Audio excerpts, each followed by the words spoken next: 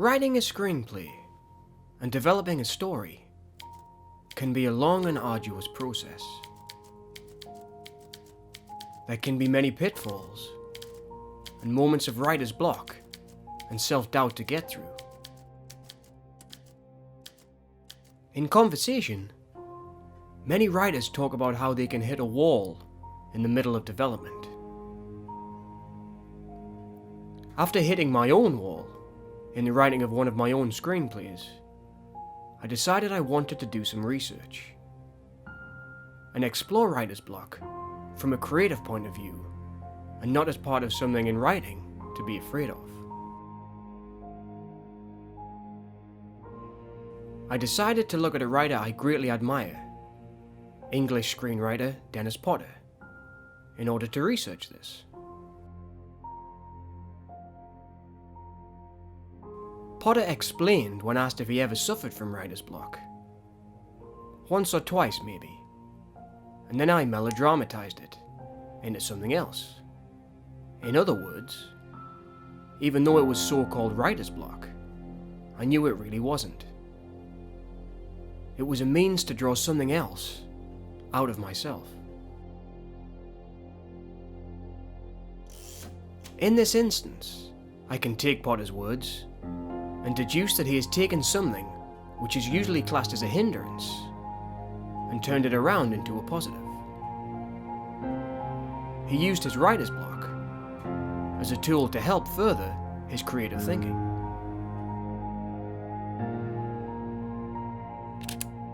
I believe that Potter's unique approach to dealing with writer's block is one of the reasons why his writing can appear as cathartic and very personal.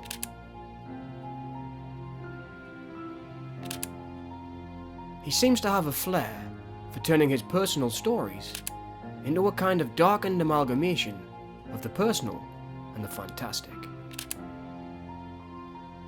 Potter was quoted as saying, "Often what you don't know is bubbling away there. The unspecific nature of it allows you to be specific. Now good art, if there is such a thing, is specific."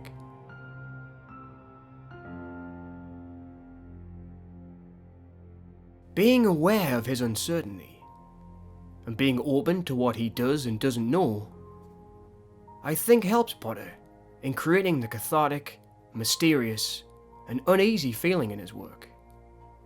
He takes the personal and mixes it with popular culture and sometimes even fairy tales. Potter talked about his creative process when in conversation about his Alice in Wonderland-based screenplay for Dreamchild, released in 1985. The film looked at the strange relationship between Mr. Dodgson, a surrogate for Lewis Carroll, and the young Alice Hargreaves, whom Alice was based upon. Potter said, "I was interested in the fict of Alice, but I was also interested in the Dodgson character, the haunted soul who didn't stutter when talking to little girls, but was done for as soon as they reached puberty."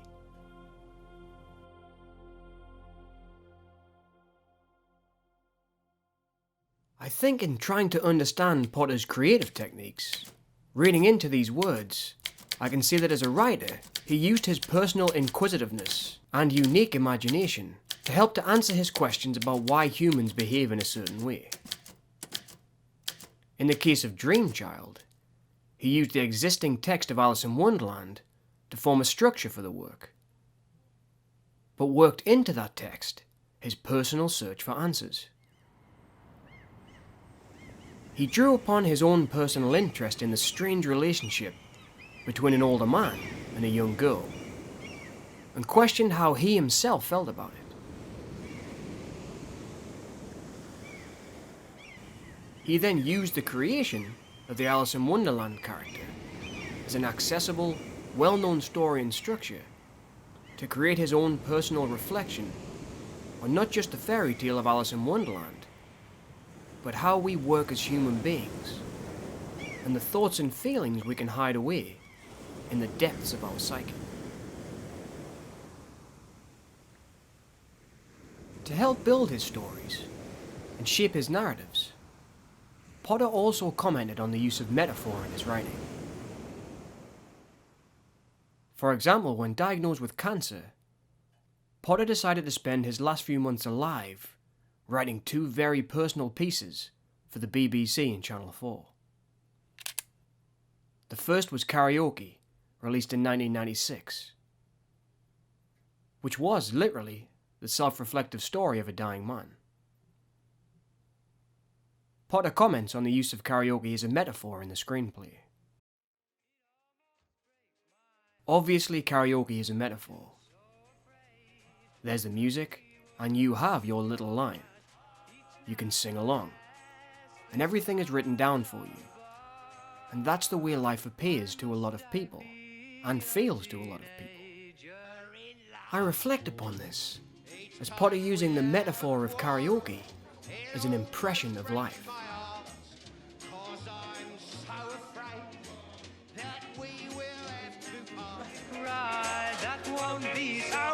To do.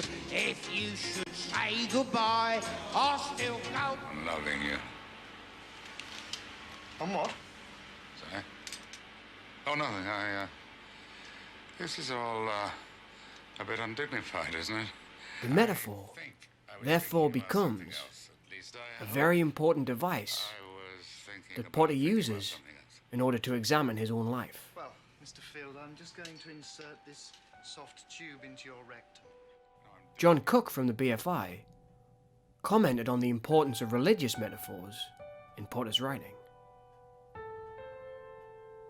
The product of a remote, God-fearing community, he attended chapel at least twice every Sunday, and the vividness of its language and metaphors formed a powerful influence on his writing. It is interesting to look at a writer like Potter and see the impact that religion and his rural upbringing had in the development of his story structures.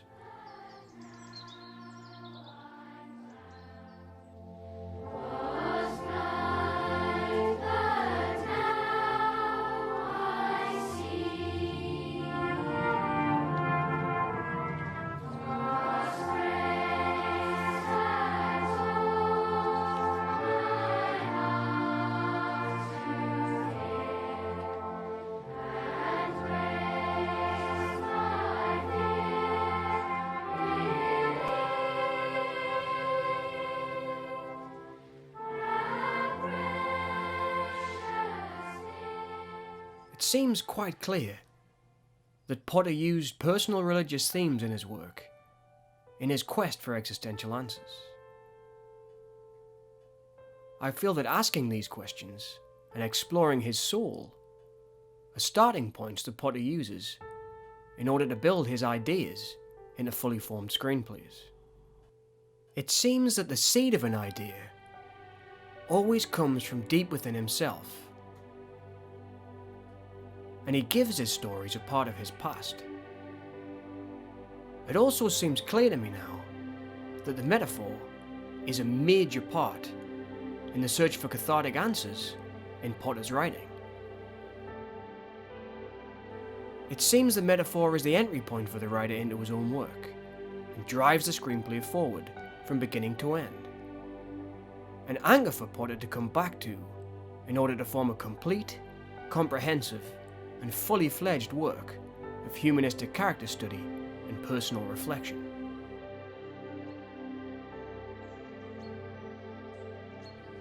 Potter also seems to use locations that are personal to himself to give his characters a place to come from.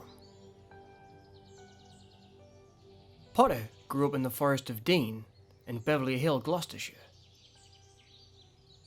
Writer Peter Steed commented on Potter using locations in his writing. Certainly Potter has chosen to write exclusively about the world he knew best. In 1960 he confessed to having a close knowledge of only two areas, Fulham and the Forest of Dean.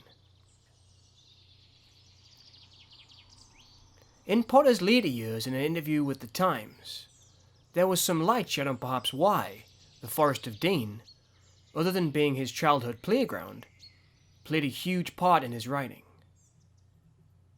In his last screenplay, called Lazarus, in 1996, a man whose memories are resurrected and viewed by strangers 400 years after his death recalls the memory that he was once abused as a young boy at the hands of a drunken, grotesque older man.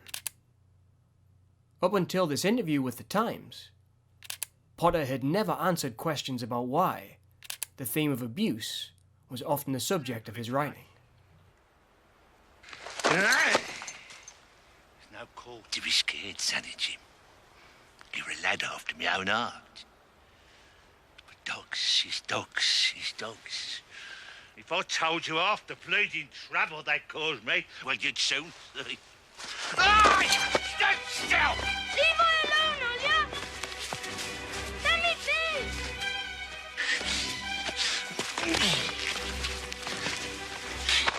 Please, mister. I'd be sorry about the dog. You're a cheeky little bugger, aren't you? Please, mister. Don't hurt, will ya? What are you doing out here among all those bleeding trees, eh? I'd be supposed to be in chapel, mister. Chapel! They'll come looking for you, that's for sure. I'll watch out. They'll catch them. I'll give you something real nice to say please for. Real nice. I promise you. I'll keep your arms where they was.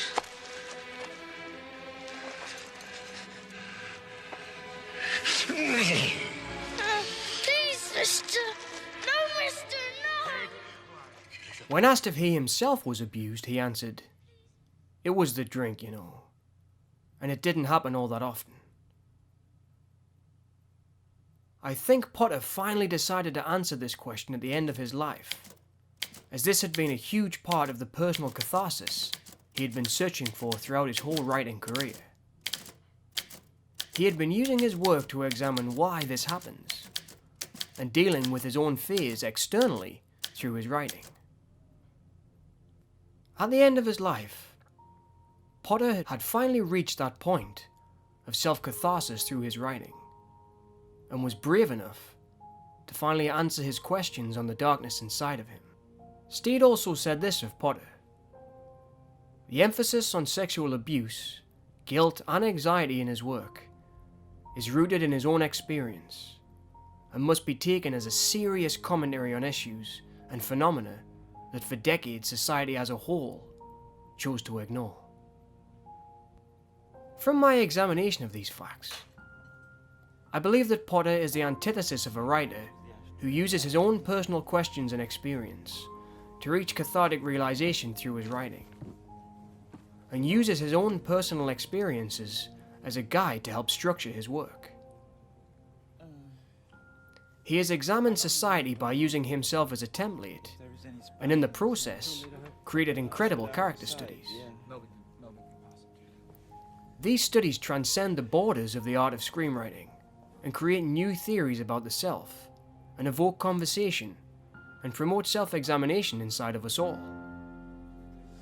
How long have you been working on this new thing?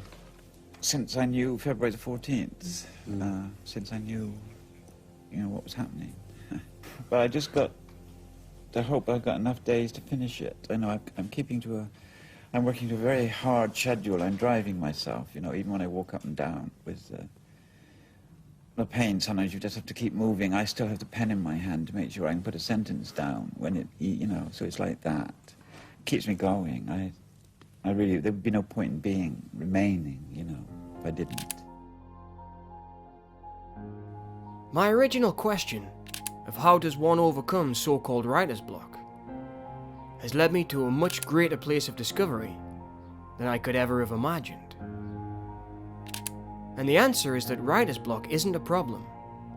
It's just an obstacle to overcome, and can be used in a very creative and therapeutic way. I've learned that in his writing, Potter was searching for existential answers on the questions of what it means to be alive. In the case of Dream Child, he was exploring deep, dark questions about who we are and how unusual relationships are formed. In Karaoke and Cold Lazarus, he was exploring his own death, and perhaps the afterlife, and what people will think of us when we are gone. He used metaphors in his writing, which helped to form the driving force of his narrative structures, and gave his characters part of himself and his past, in order to explore his own soul and the nature of what it means to be alive. Potter bared himself naked for all of us to see and examine, a truly powerful and brave act of creative expression. Potter's work is often dark and always unflinching.